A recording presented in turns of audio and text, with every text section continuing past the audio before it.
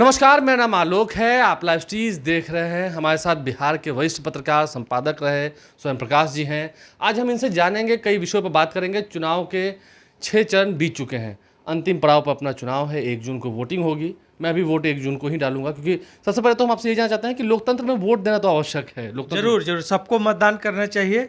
आप मतदान से ही देश का भविष्य सुधार सकते हैं, अपना भविष्य भी सुधार सकते हैं। आगे अपना आपका जो आने वाला 5 साल है वो आपके हाथ में आपके हाथ में है।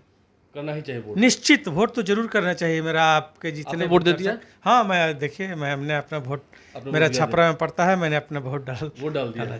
मैं भी पटना का वोटर हूँ, तो मैं पटना में वोट डाल दूंगा 1 जून को। बात करते हैं तेजस्वी यादव की, नीतीश कुमार की। इसी साल जनवरी महीने में 28 जनवरी को महागठबंधन की सरकार चली गई। नीतीश कुमार ने फिर पाला बदला, लेकिन अब ये सुगबुगाहट तेज़ हो गई है, क्योंकि आपका अनुभव है। नीतीश कुमार से भी आपकी कई दफ़े भेंट हुई, आपने पत्रकारिता जीवन में उन्हें कई बार कवर किया है, उनके साथ रहे भी हैं, घूमे भी हैं। और तेजस्वी यादव को भी आपने देखा है, लालू प्रसाद यादव के साथ भी आपने राजनीतिक में उनकी जो आसपास के धुरी के लोग थे उनसे आपकी परिचय रही है। तेजस्वी यादव अब जब कह रहे हैं कि चुनाव के बाद 4 जून के बाद पिछड़ों के हित के लिए और अपनी पार्टी को बचाने के लिए नीतीश कुमार कुछ करेंगे, इसका मतलब क्या है? क्या तेजस्वी यादव इशारा दे रहे हैं कि वापस लौट के फिर तेजस्वी के साथ आ जाएंगे नीतीश कुमार? ऐसा नहीं है। ये तेजस्वी जी प्रोपेगेंडा कर रहे हैं।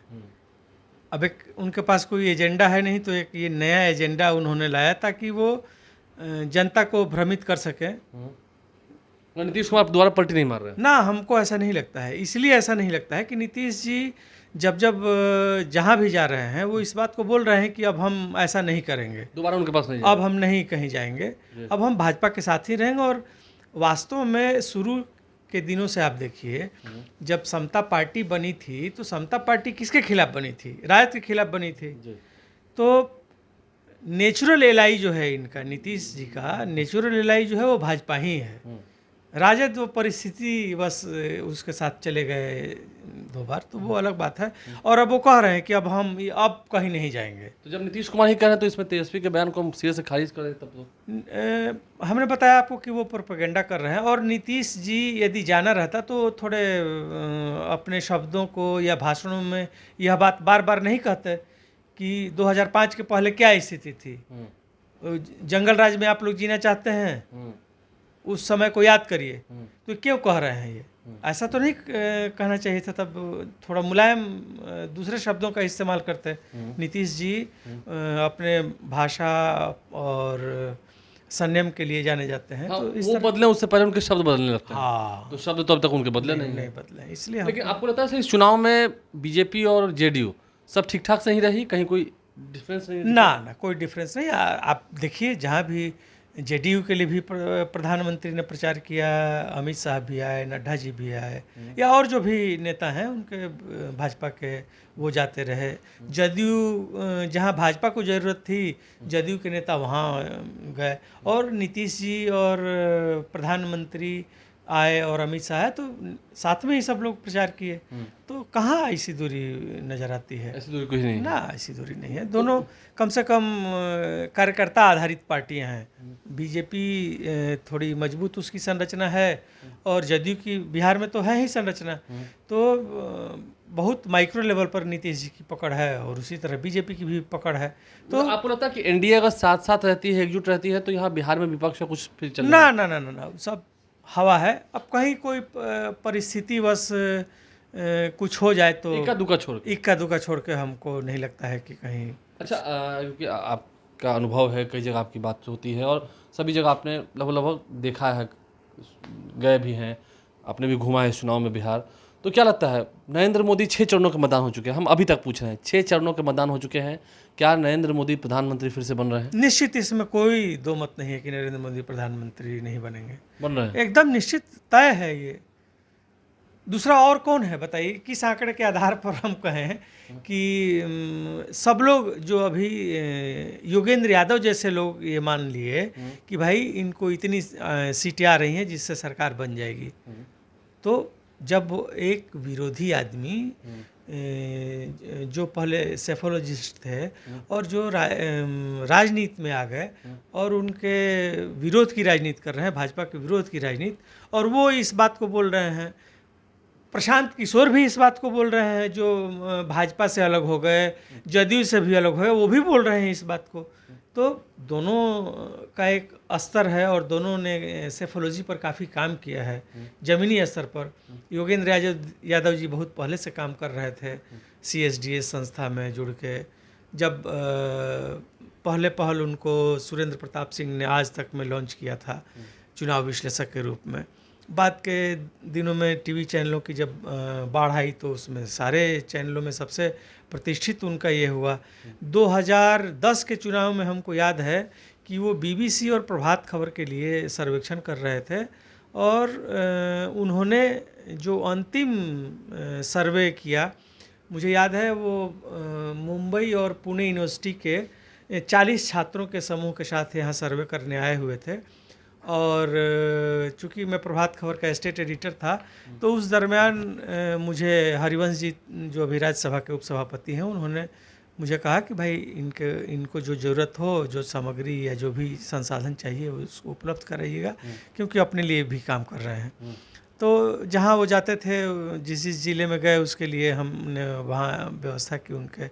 उस चुनाव के दरमियान उन्होंने अंतिम जो रपट लिखी उसमें उन्होंने लिखा कि तीर से लालटेन बुझ जाएगा।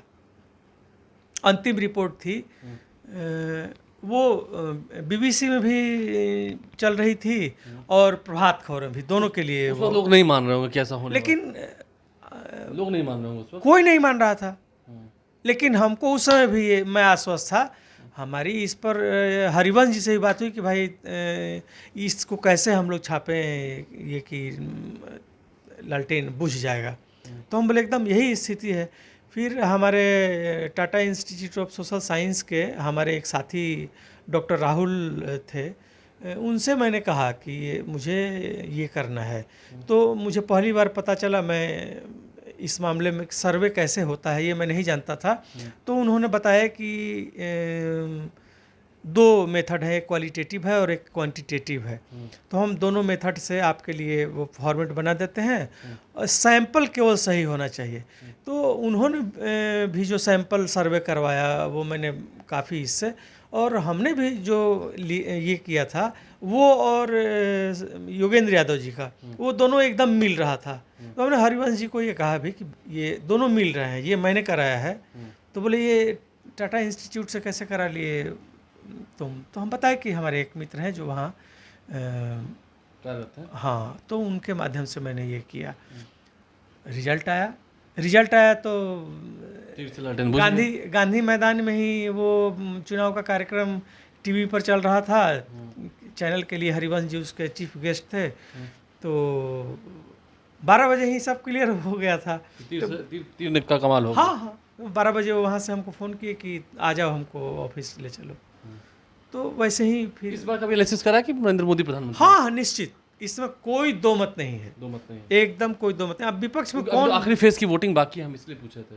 ये तो उसके लिए मतलब क्या बोलते हैं, जैसे खाना हम खाते हैं, चावल दाल सब्जी है, तो उसमें घी पापड़ अचार एक्स्ट्रा जो होता है, ये एक्स्ट्रा मार्जिन बढ़ाने की बात हो रही है। हाँ, ये मार्जिन बढ़ेगी, इससे अतिरिक्त वोट जो बीजेपी को मिलेंगे वो उसके लिए है ये। लेकिन सर एक आपसे चीज़ और जानना चाहते हैं। चलिए, अब विपक्ष की जब बात होती है, विपक्ष ने इस बार अच्छा कार्ड खेला, कुशवाहा जाति को टिकट दिया, जायसवाल को टिकट दिया। तो जातियों पर थोड़ी सी बात आप समझते हैं, जैसे कि कुशवाहा जाति के कोई कैंडिडेट जो हैं, फला कैंडिडेट हैं, वो खड़े हो गए। तो उस एरिया में कुशवाहा हालांकि कोर वोटर माने जाते हैं बीजेपी के, एनडीए के, तो क्या कुशवाहों ने वहाँ पर कैंडिडेट का साथ दिया जो आरजेडी से थे, या फिर बीजेपी का साथ दिया? ठीक ऐसे ही जायसवाल में हम वैश्य समाज की बात करें, ऋतु जायसवाल खड़ी थी शिवहर से, लेकिन सामने में थी लवली आनंद।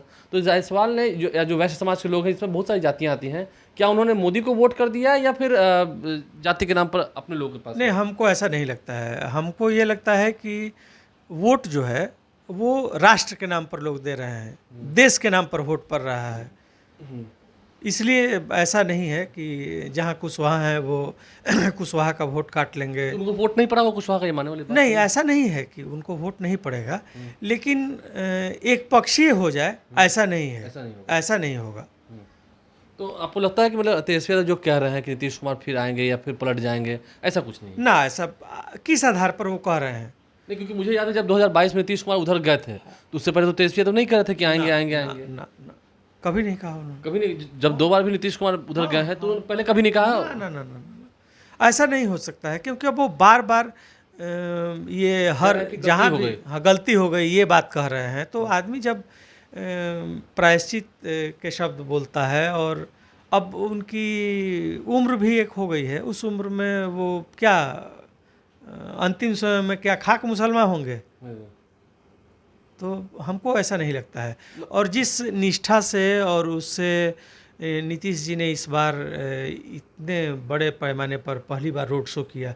अभी तक नीतीश जी कभी रोड शो नहीं करते थे चुनाव में, और पहली बार नीतीश जी ने रोड फायदा शो उन्हें मिलेगा, मिल रहा है? बहुत बहुत मिलेगा। मिलेगा। हाँ, इसमें कोई दो मत नहीं है। वोटर जो है नीतीश जी के पास है। ऐसा नहीं है कि राजद के जो कोर वोटर हैं, जैसे मुस्लिम हैं और यादव हैं, वो उनके कोर वोटर हैं, इसको मानना वो उनको पड़ेगा। देंगे। हाँ, वो तो उनको वोट लेकिन कई जगह पर जैसे अब हम पाटलिपुत्र सीट की बात करते हैं, पाटलिपुत्र में तो हाँ, ये आपने सही कहा। तो ये अपवाद है। राम कृपाल जी उसके लिए अपवाद है। राम कृपाल यादव जी इसके लिए अपवाद है। पिछले चुनाव में क्या हुआ था, और जब इसके पहले भी राम कृपाल जी रहे 14 वाले में भी। 14 वाले में भी। क्या लगता है कि इतिहास दोहराएंगे फिर इस बार? हाँ, फिर निश्चित यादव उनको वोट दे रहे हैं। एकदम एकदम, उसमें कोई तो बात नहीं। यादव भी देंगे और लोग भी, सारे लोग देंगे। तो आप किसी एक जाति की बदौलत कोई व्यक्ति चाहे कि हम मेंबर ऑफ पार्लियामेंट बन जाए, अब वो चीज़ें नहीं रही।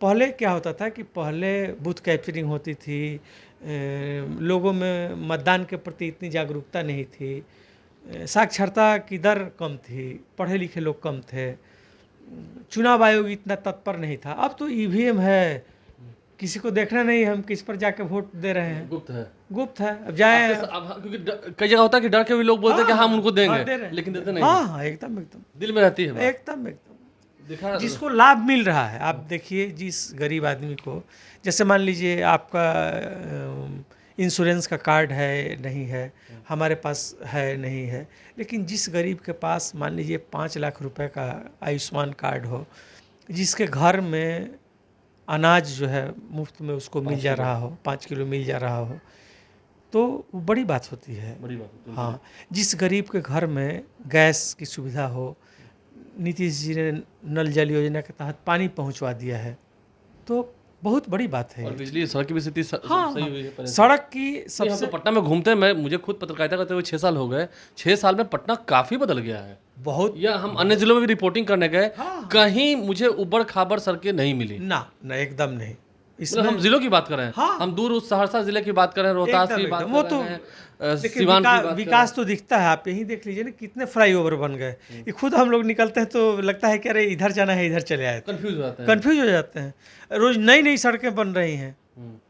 देखिए, तो काम जो हुआ है तो उस काम का परिणाम भी एनडीए के पक्ष में जाएगा। स्वयं प्रकाश जी हमारे साथ थे, क्या उनका कहना है हमने आपको बताया है। एक फेज की वोटिंग बाकी है, लेकिन पहले से ही कह रहे हैं कि जीत एनडीए की होनी है, सुनिश्चित है, तय है। बिहार में क्या आंकड़ा होगा, हम एग्जिट पोल के बाद फिर इनसे एक बार चर्चा करेंगे। हमारे चैनल को सब्सक्राइब कर लें, साथ साथ फेसबुक पेज भी लाइक करें। धन्यवाद।